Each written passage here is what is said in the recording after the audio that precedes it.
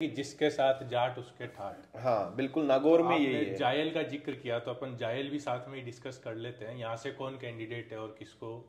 देखिए जायल में क्या है सर, जायल में बीजेपी से कैंडिडेट है मंजू बागमार, डॉक्टर मंजू बागमार, और कांग्रेस से कैंडिडेट है मंजू मेघवाल। अभी जो सिटिंग एमएलए वो कांग्रेस की मंजू मेघवाल है। इससे पहले 2013 में भाजपा की मंजू बागमार एमएलए थी। लगभग 2-3 बार से पिछले 3 चुनाव से यही दोनों में मुकाबला होता रहा है, मंजू वर्सेज मंजू। मंजू वर्सेस मंजू। लेकिन पिछली बार इस मुकाबले को रोचक किसने बनाया? आरएलपी ने। आरएलपी से अनिल कैंडिडेट थे आरएलपी के, और वो रहे थे सेकंड नंबर पे, और मंजू बागमार बीजेपी की थर्ड नंबर पे चली गई थी। अब आरएलपी सेकंड पे क्यों रही? उसका कारण है जाट समाज का होल्ड। आरएलपी का कैंडिडेट जो था अनिल, जाट समाज ने उनका एक तरफा सपोर्ट किया। पिछले चुनाव में जो हनुमान बेनीवाल को जाट समाज का साथ मिला था ना सर, इस बार उतना एक्सपेक्टेड नहीं है। क्यों? उसका कारण ये है कि पिछली बार हनुमान बेनीवाल की पार्टी थी एकदम नई नई, जो चुनाव से 15 दिन पहले बनी, तो जाट समाज को खुद का एक अपनत्व की भावना आई उस पार्टी के लिए कि हमारी एक पार्टी है। समझ रहे हैं मेरी चीज? तो उस चक्कर में वोटों का, जाट समाज के वोटों का ध्रुवीकरण बहुत अच्छा हुआ। तो आप जो देखते हैं ना, अगर जायल और मेड़ता, ये दोनों सीटों पे जायल तो आरएलपी सेकंड नंबर पे रही और मेड़ता आरएलपी ने जीत ली। ये क्यों जीती? क्योंकि जाट समाज ने एक तरफा तो आरएलपी इस को बार वोट करा। आरएलपी को जायल और मेड़ता में अपन क्यों नहीं जिता सकते, जबकि इस बार तो चंद्रशेखर रावण भी उनके साथ है, तो SC ST वोट भी कंसोलिडेट बिल्कुल SC ST वोट भी कंसोलिडेट हो सकता है, लेकिन इस बार जाट समाज के वोट है ना, वो भी अच्छे खासे बट रहे हैं ना।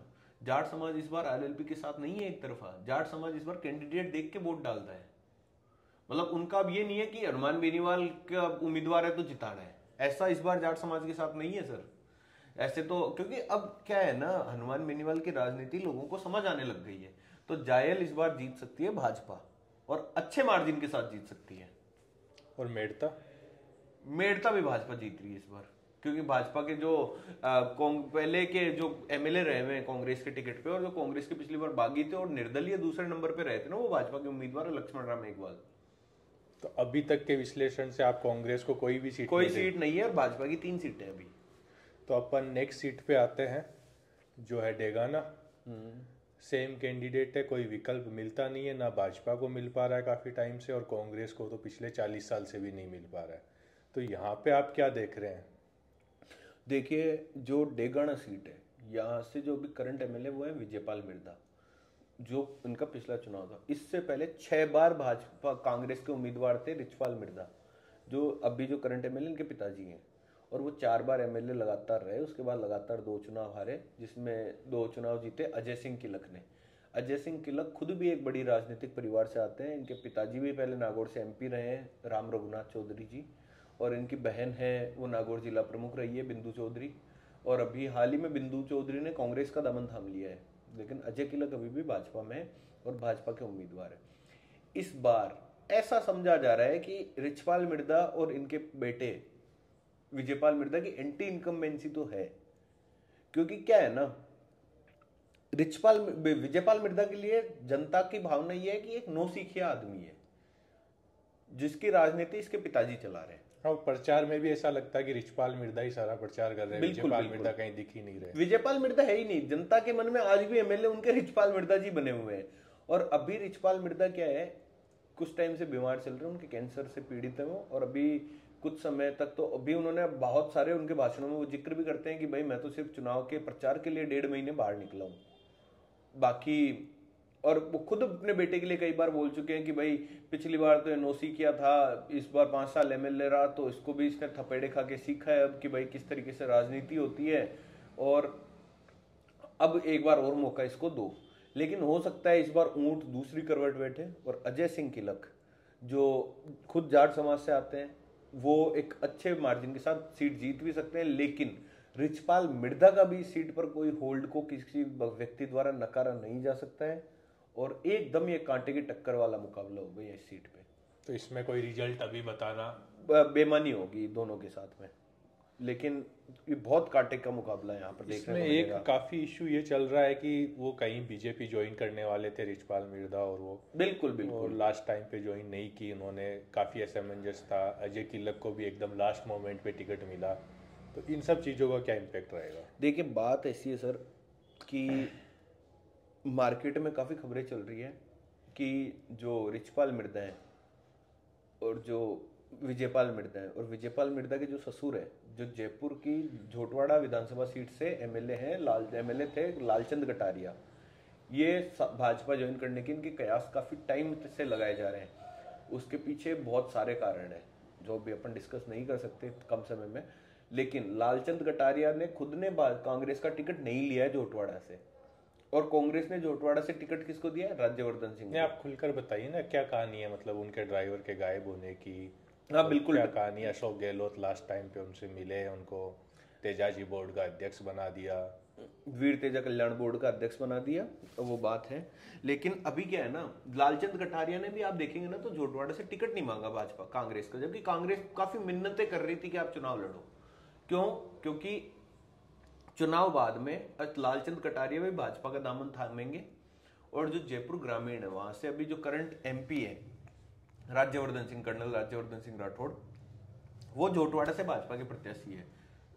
तो जो एमपी वाली सीट है जयपुर ग्रामीण वो खाली है, और वहां से भाजपा के प्रत्याशी हो सकते हैं लालचंद कटारिया, और लालचंद कटारिया के समधी हैं रिचपाल मिर्दा के। और ऐसा माना जा रहा है कि लालचंद इसके जो विजयपाल मिर्दा के ड्राइवर थे उनको गायब करने के पीछे विजयपाल मिर्दा का ही हाथ है। 2 साल से वो लापता है उनका ड्राइवर, और उसी मुकदमे को आधार बनाकर तो लोग ये मुद्दा उठ क्यों नहीं पा रहा, कहीं खबरों में ही नहीं आ पा रहा? क्योंकि इसको भाजपा कांग्रेस दोनों ने दबा के रखना चाहती है ना सर, बात ये है। अशोक गहलोत तो उस मुद्दे को दबा के ये रखना चाहते हैं कि इनको रिचपाल मिर्दा, विजयपाल मिर्दा को कांग्रेस में बनाया जा सके, और भाजपा ये दबा के ये चाहती है कि ये भाजपा में आ जाएंगे, तो इसलिए दबा के रखना चाहती है वो, इसलिए मुद्दा दबा हुआ है। लेकिन चुनाव बाद में देखना जरूर ये मुद्दा फिर से हवा पकड़ेगा। क्यों? क्योंकि चुनाव बाद में ये क्लियर हो जाएगा कि या तो भाजपा का दामन थामेंगे या कांग्रेस के साथ ही रहेंगे।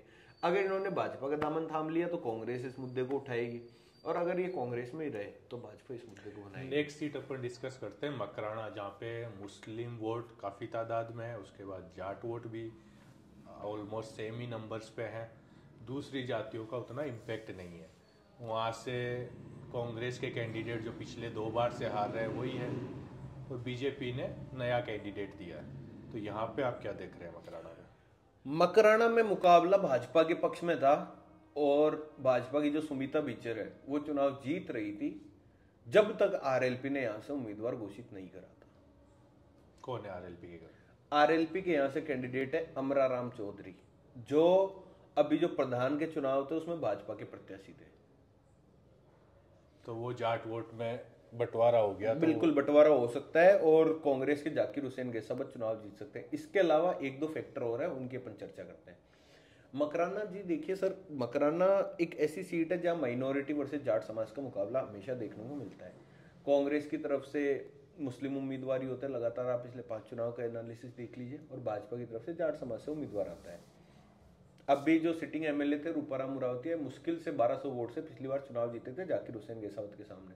उससे पिछली बार भाजपा के श्री राम बीचर थे, वो एमएलए थे, इन्हीं जाकिर हुसैन गैसावत के सामने चुनाव जीता था। इस बार उसी श्री राम बीचर जिनका पिछले चुनाव में टिकट काटा था, उनकी बहू को टिकट दिया गया है यहाँ से मकराना से।